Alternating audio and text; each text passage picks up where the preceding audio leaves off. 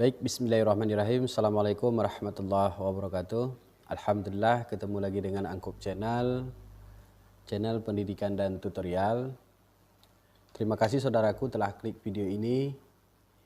Bagi teman-teman yang baru saja menemukan channel ini, mohon dukungannya dengan cara subscribe, like, dan share untuk kita bangun channel ini bersama-sama. Baik, terima kasih buat teman-teman yang sudah subscribe. Saya doakan semoga kita senantiasa dalam lindungan Allah Subhanahu wa taala, dimudahkan rezeki, dimudahkan segala urusan. Amin amin ya rabbal alamin. Baik teman-teman, pada video kali ini kita ingin membahas ada beberapa pertanyaan dari teman-teman. Ada yang melalui WhatsApp, ada di Instagram, dan pertanyaan di video Angkup sebelumnya. Selamat kepada teman-teman yang alhamdulillah sudah lulus P3K atau ASN P3K Kementerian Agama tahun 2023 atau tahun anggaran 2022. Baik, ada beberapa teman-teman yang bertanya ke Angkup, yang pertama, bagaimana langkah selanjutnya teman-teman yang sudah dinyatakan lulus sebagai ASN P3K.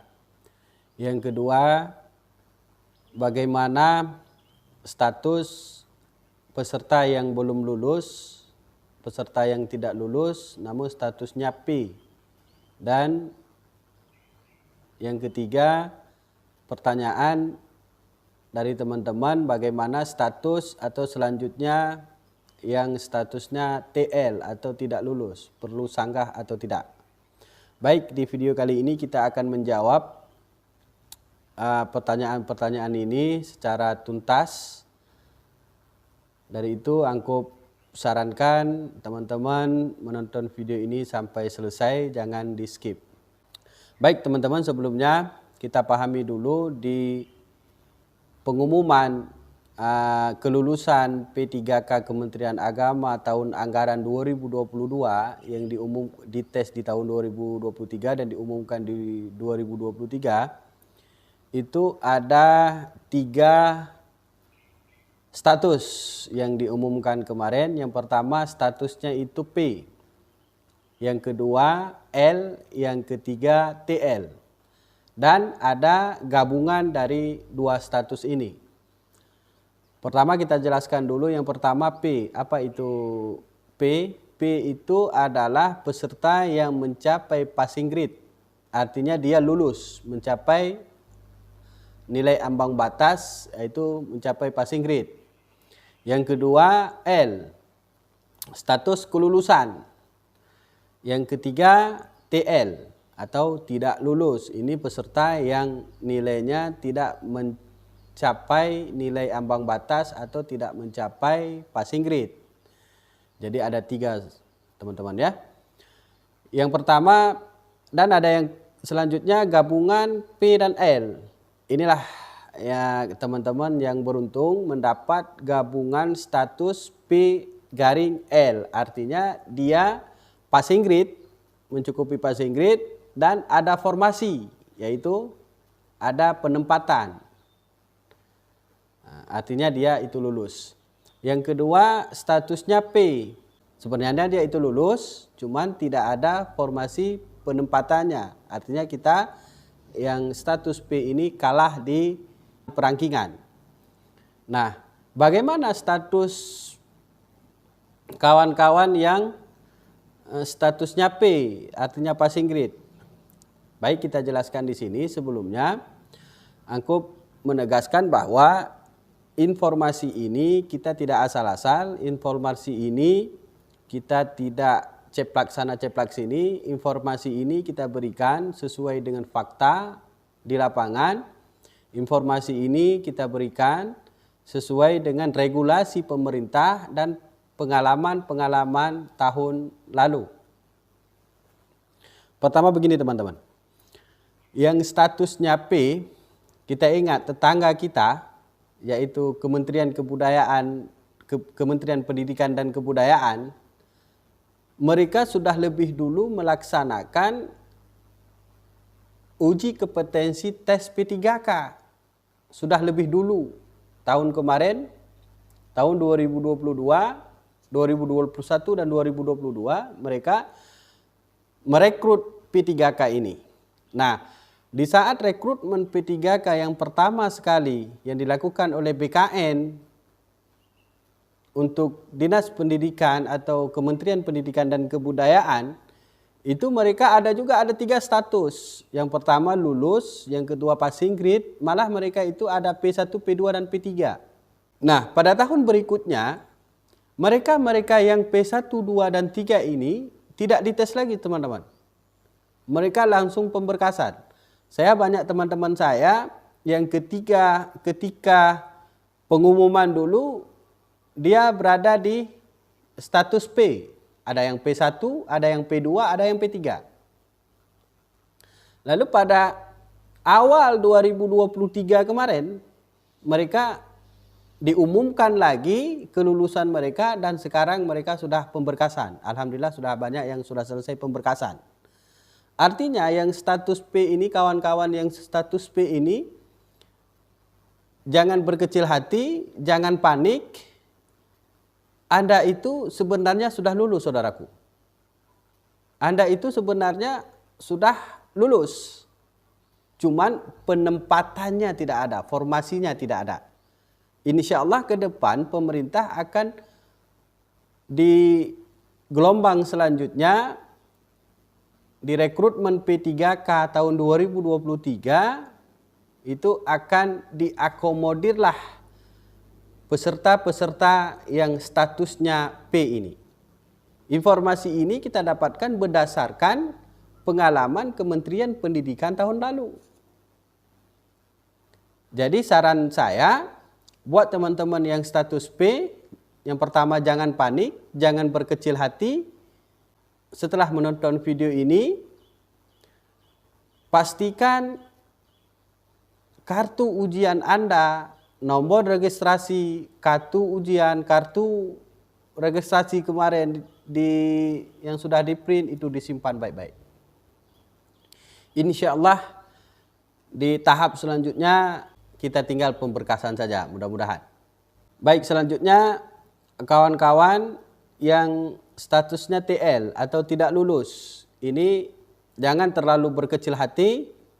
Insya Allah tahun depan, tahun ini, tahun 2023 akan dibukakan kembali tes P3K tahun 2023. Yang informasinya sudah di ambang pintu, insya Allah rekrutmennya dimulai di bulan Mei dan Juni. Dari itu masih ada waktu beberapa bulan lagi, persiapkanlah diri, belajar dengan maksimal untuk mencapai passing grade yang ditentukan. Mudah-mudahan pemerintah, khususnya di teknis, mudah-mudahan pemerintah dengan pengalaman rekrutmen tahun ini, passing grade-nya yang terlalu tinggi, banyak kawan-kawan kita yang gugur massal, tidak mencapai passing grade. Mudah-mudahan dengan pengalaman ini, pemerintah akan menurunkan nilai ambang batas teman-teman kita di teknis, dari 293 menjadi lebih rendah, insya Allah. Kita doakan bersama. Baik, selanjutnya ada pertanyaan dari teman-teman kita. Apakah yang status P dan TL ini perlu melakukan sanggahan? Jawabannya begini teman-teman. Sanggahan itu kan sama seperti kritikan kepada pansel panitia seleksi P3K. Kapan kita melakukan sanggahan? Jika pengumuman yang diterbitkan oleh BKN atau pansel panitia seleksi ini tidak sesuai dengan apa yang kita dapati atau tidak sesuai dengan yang kita dapatkan saat ujian. Baik teman-teman, untuk lebih jelas bagaimana cara melakukan sanggah atau perlukah kita melakukan sanggahan, mari kita praktekkan langsung di akun SSCN atau akun P3K. Baik teman-teman, setelah kita masuk ke akun P3K kita scroll ke bawah. Di sana ada informasi sanggahan atau ajukan sanggah. Sebelum kita mengajukan sanggah, terlebih dahulu kita wajib memahami proses ataupun tata cara melakukan sanggahan. Baik, di sini diharapkan sebelum melakukan sanggah memperhatikan persyaratan instansi ataupun peraturan yang ada. Instansi yang akan menjawab sanggahan yang mempunyai bukti yang jelas dan valid. Nah, jika kita ingin melakukan sanggahan dan kita sudah cukup bukti yang valid untuk melakukan sanggahan, maka kita silahkan klik di tombol yang berwarna kuning ataupun di tombol yang ada ajukan sanggah. Nah teman-teman, setelah kita klik ajukan sanggah, maka akan muncul form seperti ini, form sanggah nilai SKD P3K fungsional. Anda hanya dapat menyanggah bila terdapat kesalahan dalam pengumuman hasil nilai ujian SKD P3K fungsional. Alasan sanggah yang Anda isi harus benar, realistis, tidak mengada-gada, dan berdasarkan dengan bukti yang benar. Silahkan memilih jenis penilaian yang ingin Anda sanggah. Boleh lebih dari satu. Baik teman-teman, setelah kita pahami ini semua, baru kita lihat jenis penilaian yang ingin kita sanggah. Apa afirmasi di stabilitas? Kalau kita di stabilitas silahkan pilih, atau afirmasi sertifikat kompetensi. Pilihannya boleh lebih dari satu teman-teman. Oke, selanjutnya apa nilai ujian teknis yang mau kita sanggah, atau nilai sosiokultural, manajerial, atau nilai wawancara, atau jumlah nilai, atau semuanya pun boleh kita pilih, karena pilihan boleh dari satu. Silahkan pilih sesuai yang ingin kita sanggah. Jika yang ingin kita sanggah afirmasi di stabilitas dan afirmasi sertifikat kompetensi, kita pilih dua saja, atau nilai teknis. Setelah itu kita masukkan atau kita ketik alasan sanggah atau alasan sanggahan kita.